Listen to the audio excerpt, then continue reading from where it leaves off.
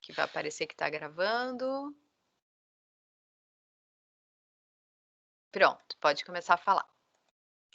Bom, então eu vou fazer a minha parte do Dom Quixote. Pode passar, Ana, por favor. E eu fiquei com os capítulos 14, 15 e 16. O capítulo 14, ele faz parte da segunda parte do livro, e o 15 e o 16, eles já fazem parte da terceira parte do livro. Pode passar, Ana. Então, começando pelo capítulo 14, esse capítulo ele é um pouco diferente do resto do livro, porque mais da metade dele é em versos. O Dom Quixote ele está no enterro de um pastor que morreu de amores, porque ele era muito apaixonado pela Marcela, e a Marcela não correspondia ao amor dele, então ele literalmente morre de amor. E nesse capítulo é o enterro dele, e eles leem no enterro dele os últimos versos que ele escreveu sobre a desgraça dele. Então, mais da metade do capítulo é em versos, e pode passar. É bem longo, então não daria para eu passar explicando o poema inteiro, mas, basicamente, o poema, ele decide que ele quer compartilhar com o mundo, contar para o mundo a desgraça que ele viveu. E é um tipo de gênero de poesia escrito que chama canzone disperata, canção desesperada, que é um gênero da tradição italiana, que tem registros que o Cervantes ele já tinha escrito esse poema antes de escrever o Dom Quixote, e depois ele aproveita no livro. Então, o poema é feito em várias estrofes de 16 versos decassílabos, e a última estrofe tem 5 versos. E tem um sistema chamado rima encadeada no último par, que foi o que eu grifei de vermelho aí para vocês. A última palavra do penúltimo verso rima com a palavra do meio do último verso, como a gente pode ver em alma e palma. A poesia, eu achei ela bem difícil de entender, eu tive que ler muitas vezes. Ela é muito rica em figuras, tem inversões, tem metáforas, tem antíteses. Então, eu selecionei a estrofe que eu gostei mais, e a gente consegue ver que nessa parte que ele fala, e que é mais livre a alma mais rendida, que a gente tem claramente uma antítese, né, entre liberdade e ser preso. E eu também queria escolher essa estrofe, porque eu queria ler a última parte dela, que ele fala assim: e nesta opinião e um duro laço, acelerando o miserável prazo, a que me conduziram seu desdéns, ofertarei ao vento corpo e alma, sem louro ou palma de futuros bens. Porque é nessa estrofe que ele realmente declara que ele vai se matar por causa desse amor, né? Quando ele fala aqui, e nessa opinião um duro laço, ele já tinha mencionado uma corda, uma soga, que ele fala na estrofe anterior. Então, ele já está indicando aí uma coisa de enforcamento mesmo, e acelerando um miserável prazo é o prazo da vida. Então, a vida tem um prazo de validade, só que ele está acelerando a dele, porque ele vai morrer de amor. Então, ele oferece o corpo dele aos ventos, como o corpo que fica balançando do enforcamento. Então, é bem trágico, assim, é realmente uma canção muito desesperada.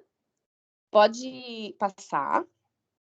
E aí, quando acaba o verso, quebra totalmente esse tom trágico, porque chega a Marcela, né? E todo mundo está falando que ela é muito cruel, que ela é um bicho horroroso, que olha só o que ela fez. Porque ele até fala, né? Aqui me conduziram seus desdéns, ou seja, ele morreu porque ela desdenhava dele, como a culpa é dela.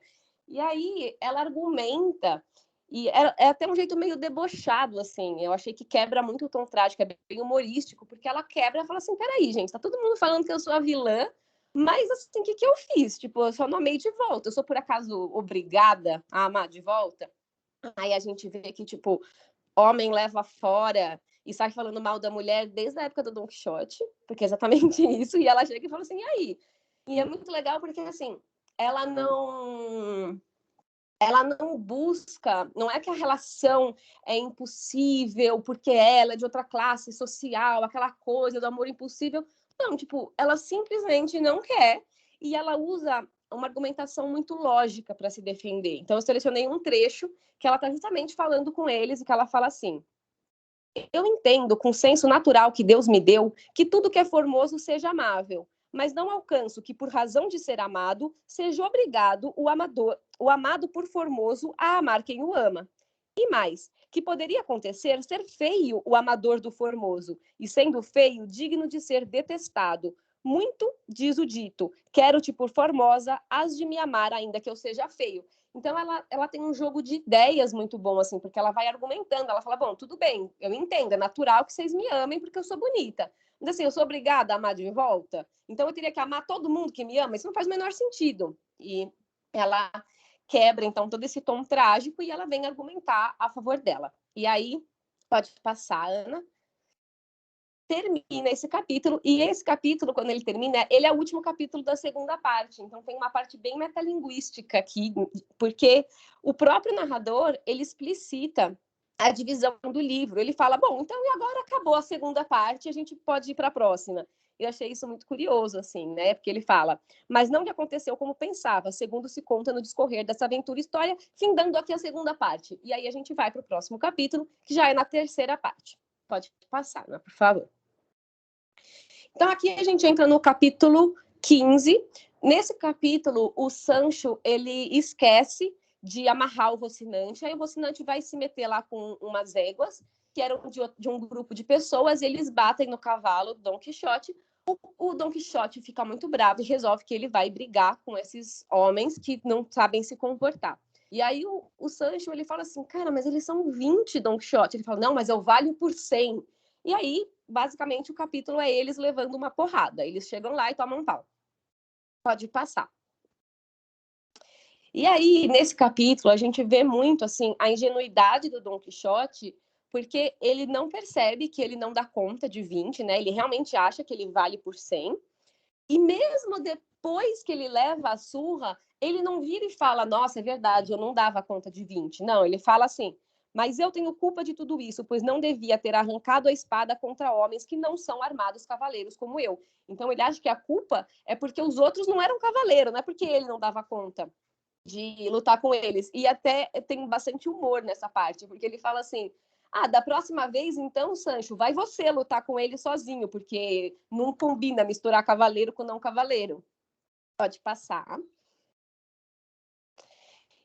E uma coisa que eu achei muito interessante, quando começa esse capítulo, o livro todo, né, narrado em terceira pessoa, mas quando começa como é o começo da terceira parte, ele fala assim, conta aos sábios Cid Marré Benengeli, que, assim como Dom Quixote se despediu de seus anfitriões e de todos os que se encontravam no enterro do pastor, blá, blá, blá. Então, né, ele está contando que ele foi embora do enterro para começar esse capítulo. Só que ele não conta já dizendo do Dom Quixote, ele conta que o sábio contou, como se essa história tivesse sendo contada por alguém. Então, eu percebi que nesses 3 capítulos daria para dividir, na verdade, 3 histórias. Pode passar, Ana, por favor. É como se a gente tivesse diferentes histórias dentro do livro. Uma história é que o narrador ele conta realmente o que está acontecendo, o que acontece.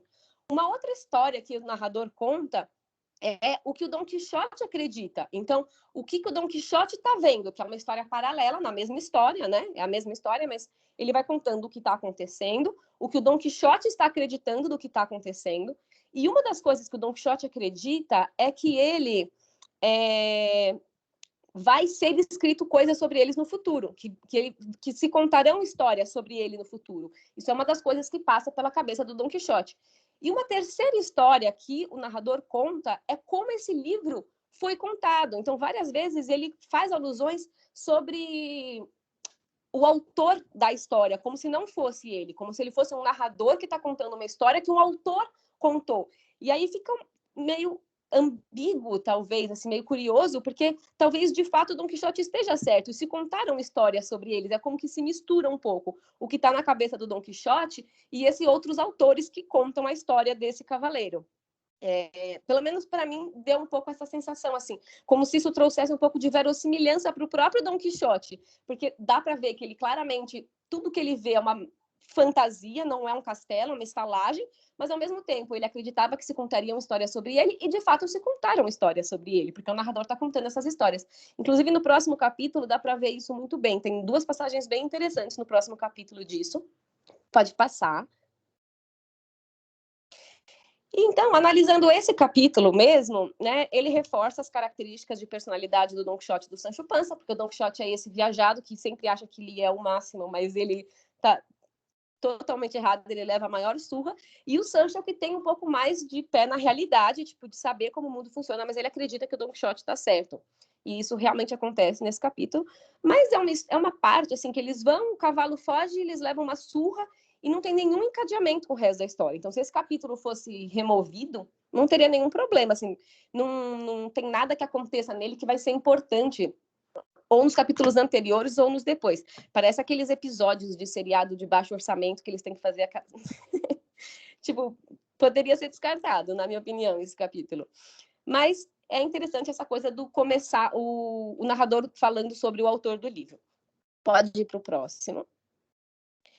E aí, o capítulo 16 é um capítulo muito engraçado, porque eles estão os dois quebrados da surra, surrados, moídos, e eles chegam numa estalagem que o Dom Quixote acha que é um castelo, e aí ele tem uma mulher, tem a filha dele e tem uma moça que serve ali nessa estalagem, e elas cuidam da ferida dele, e ele vai dormir na estalagem. Junto, tá no mesmo lugar, tá o Dom Quixote, tá um arreeiro, que é o tipo o moço que cuida dos cavalos, e tá o Sancho. E o arreeiro e a moça que trabalha na estalagem combinaram de se ver à noite. E o Dom Quixote, que tem essa super ideia de que ele é fantástico, incrível, ele até, na hora que ele vai se apresentar para as mulheres, ele fala assim: eu não poderia falar sobre mim porque elogio na boca própria é vitupério. Tipo, eu mesmo falar que o quanto eu sou fantástico não vai cair bem, mas, tipo, eu sou fantástico.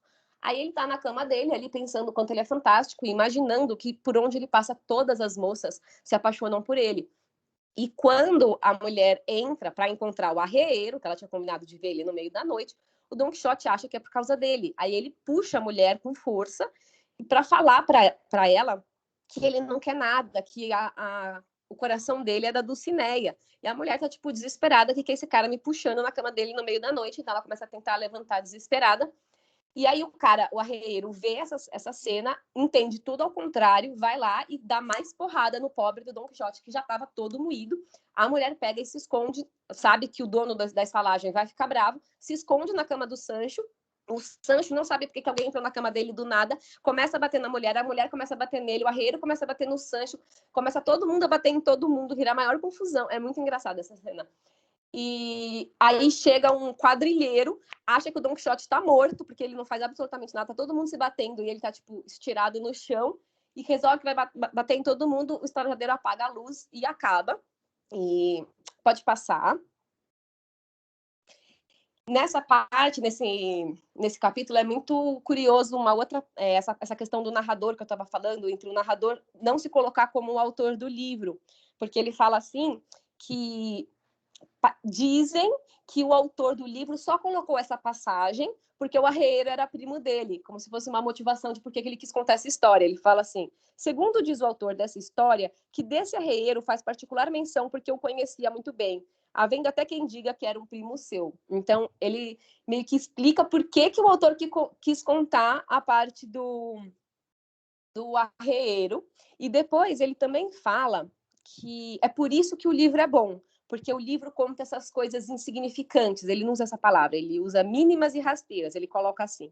Afora que Cid Mahamat Benengeli foi historiador muito curioso e muito pontual em todas as coisas, o que bem salta à vista, pois as que aqui são referidas, ainda que tão mínimas e rasteiras, ele não quis silenciar. E depois ele continua falando que por isso que o livro é bom, porque os historiadores sérios ficam só no que é importante e esquecem de contar a melhor parte da história. Então, ele faz uma própria crítica do livro dele, né? Porque assim, ele coloca um narrador falando que o livro é bom porque o livro fala das coisas mínimas, das coisas rasteiras, das coisas do dia a dia, que o autor quis escolher, como se o narrador e o autor fossem coisas diferentes, né? Ele pode passar. E esse capítulo, a parte mais importante dele para mim é o humor. Então, é um capítulo que traz bastante humor. E esse humor ele é oriundo justamente da confusão que se passa na cabeça do Don Quixote em contraste com a realidade. E aí tudo se desenrola a partir disso. E pode passar. E é isso. Para finalizar, esse é um desenho que eu fiz para o trabalho. Obrigada. Opa, bonito o desenho. Deixa eu parar a gravação aqui.